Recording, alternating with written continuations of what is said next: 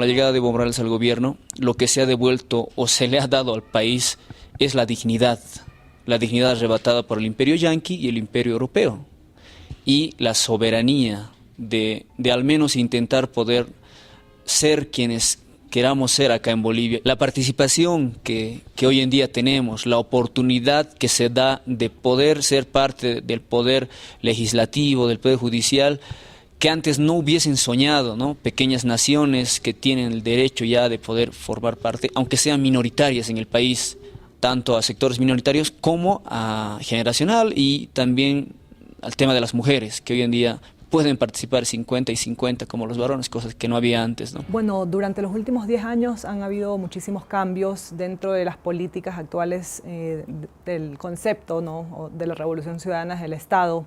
Al principio se promovieron muchísimas políticas públicas, por ejemplo, los derechos de la naturaleza.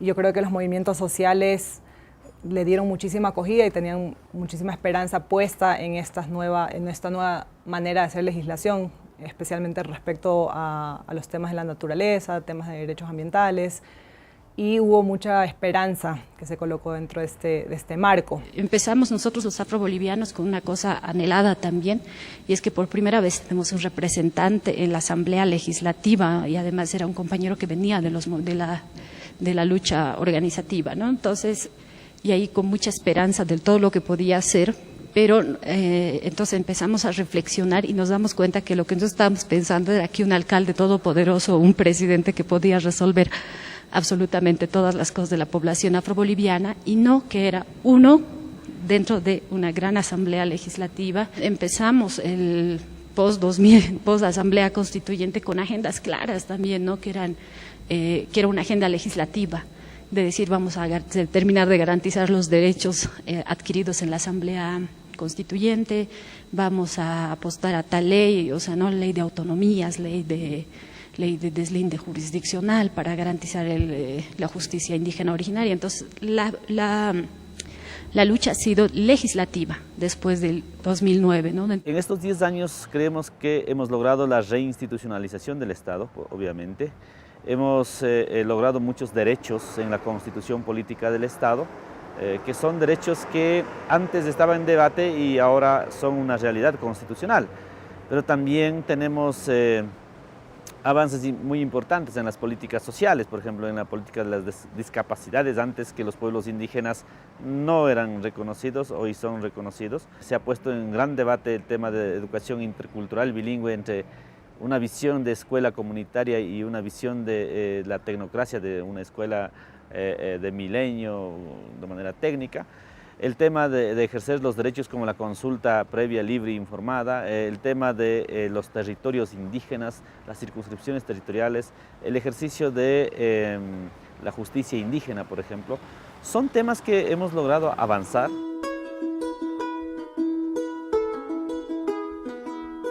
Las organizaciones sociales han perdido una movilización, se han perdido como movimientos sociales, ¿no? Entonces que dejan de cuestionar ciertas cosas, y entonces empezamos a avanzar y seguir una agenda gubernamental y no una agenda de organizaciones sociales. Y yo creo que es una de las cosas en las que más se ha perdido durante estos años. Estamos viviendo una tendencia otra vez de regreso al conservadurismo, ¿no?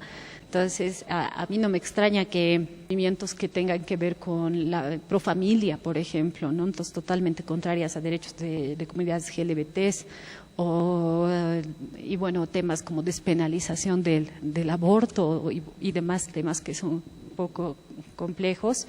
Y estamos en ese momento y no estamos ajenos, y hay gente dentro del gobierno que está también en esas líneas.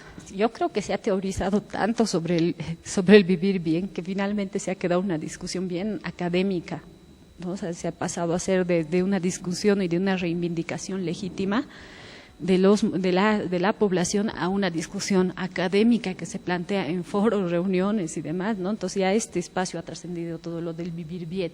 Y además ha ido perdiendo como esta esencia de qué es el vivir bien a una cosa de política económica, ¿no? Entonces que viene haciendo otra vez una lógica capitalista nomás, pues, ¿no? O sea, de generar riqueza, de generar desarrollo, no sé qué. Entonces yo creo que otra vez igual toca volver sobre lo avanzado, caminar otra vez un poquito hacia hacia atrás y otra vez retomar la discusión, ¿no? El relacionamiento con la nueva institucionalidad, por ejemplo, el tema de entender y comprender el ejercicio de los derechos como el derecho a la resistencia, por ejemplo, pero también hay que reconocer que nosotros no estuvimos preparados posiblemente para una postconstituyente.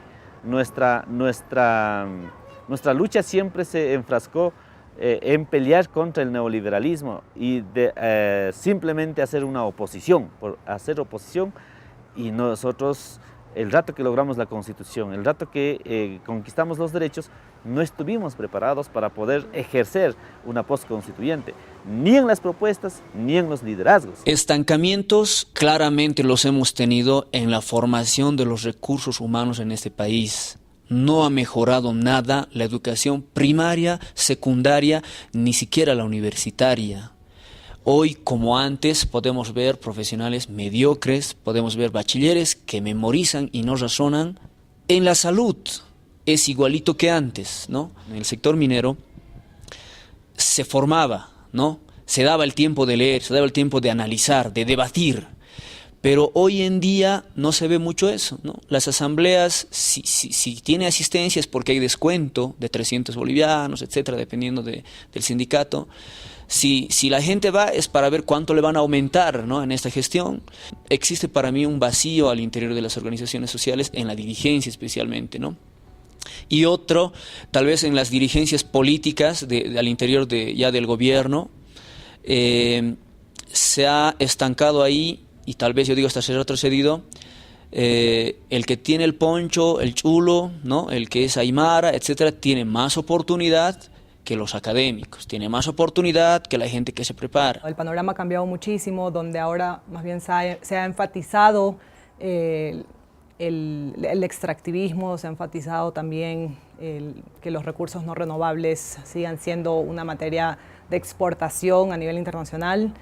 Y dentro de ese marco creo que estamos bastante consternados por este cambio que se ha dado, un cambio radical desde las propuestas que se pensaron que iban a venir desde el movimiento del gobierno actual. Y bueno, yo creo que un poco decepcionados también, o bastante decepcionados con estos cambios que han habido. Y de ahí, bueno, se cohesionó una campaña nacional donde se enfatizaba ir hacia la consulta, donde yo creo que sí caímos en una especie de trampa, una especie de trampa democrática, se podría decir. Lo que podemos rescatar de la consulta es que nos permitió poder hablar con las personas uno a uno. O sea, estar en las calles y pedir una firma también te da ese espacio a preguntar, a que te pregunten, a cuestionar, a reflexionar, a formar grupos en la calle, donde de pronto en los medios de comunicación no se dan esos diálogos, simplemente es información que se recibe. Entonces, esto creo que todos coincidimos que nos ayudó muchísimo a que el tema de la Amazonía sea un tema coyuntural. En ese sentido, como movimientos que se gestan muchísimo desde la ciudad, nos falta un poco la conexión con las comunidades. Ese es parte del desafío. O sea, realmente integrar las necesidades de las comunidades. No necesariamente todos van a cambiar de parecer o todos van a tener esta visión de que van a ir a salvar el Yasuní, que también esa es una visión un poco citadina, ¿no?, que nosotros somos los que vamos a ir a salvar. Eso también es debatible porque muchas veces pensamos de que desde las comunidades necesitan nuestra ayuda. Yo creo que es algo mutuo, o sea, tenemos que ponernos al mismo nivel, en la horizontalidad de lo que nosotros podemos aprender desde las cosmovisiones indígenas y de lo que ellos también puedan aprender de nosotros, pero tiene que ser una relación más horizontal. Me parece que mientras más trabajemos eso, más cercano vamos a poder mirar hacia un mismo objetivo.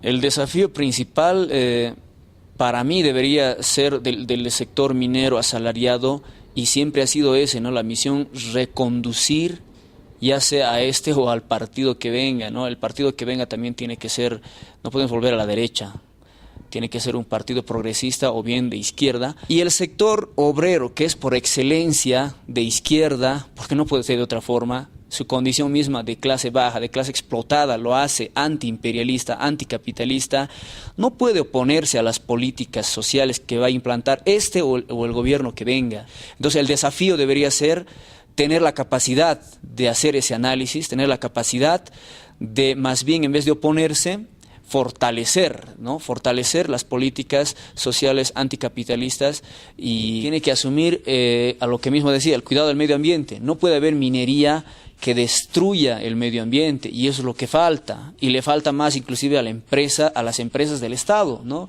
Trabajo digno. Trabajo digno es aquel que tiene estabilidad laboral, que tiene un salario digno, ¿no? Para su familia y para él, que tiene seguridad industrial, la seguridad social, porque las cooperativas especialmente, ¿no? Y algunas minas pequeñas no acceden al seguro social, no acceden a un seguro de jubilación. Las empresas contratistas, que son pequeñas empresitas que hacen trabajos para empresas mineras, ni sueñan con aquello. Y un trabajo donde no tengas hostigamientos, donde tengas, ¿no? El respeto a tus derechos como trabajador y a tus derechos humanos en sí. Las mujeres, por ejemplo, no están insertadas en el sector minero hoy en día. Es un desafío que deben tener.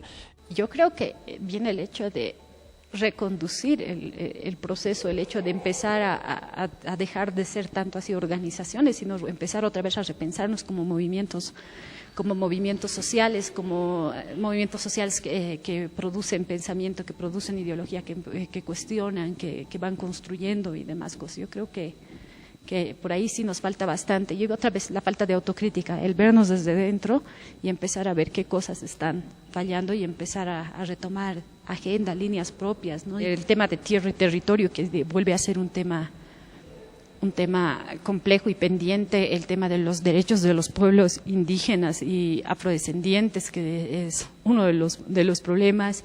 Empezar a evaluar si realmente la solución siguen siendo leyes o vamos a empezar a tener otro tipo de política pública que permita mayores avances sociales y consolidar consolidar pues las cosas que ya se ha avanzado hasta acá. Hacia adentro tenemos que dialogar mucho, tenemos que conversar, tenemos que reorganizarnos. El movimiento indígena no puede seguir siendo su pensamiento de organizar como hace 20 años. Pensar que hay una nueva constitución y hay que ejercer eso. Y pensar en el Estado, en el país. Y no solamente pensar desde los excluidos o desde las minorías, sino pensar desde la fortaleza política que tiene este movimiento para transformar el país. Hay que tender relaciones, reconstruir relaciones con sectores de izquierda, ¿no? Movimientos, partidos políticos, progresistas, nacionalistas, con sindicatos, con trabajadores, con mujeres, con ambientalistas, con los barrios populares, con los consumidores. Es decir, tiene que configurar una nueva visión de entender la política y de reconfigurar estas alianzas estratégicas que puedan llevar a construir una hegemonía para poder disputar frente al Estado y que sus propuestas se hagan realidad.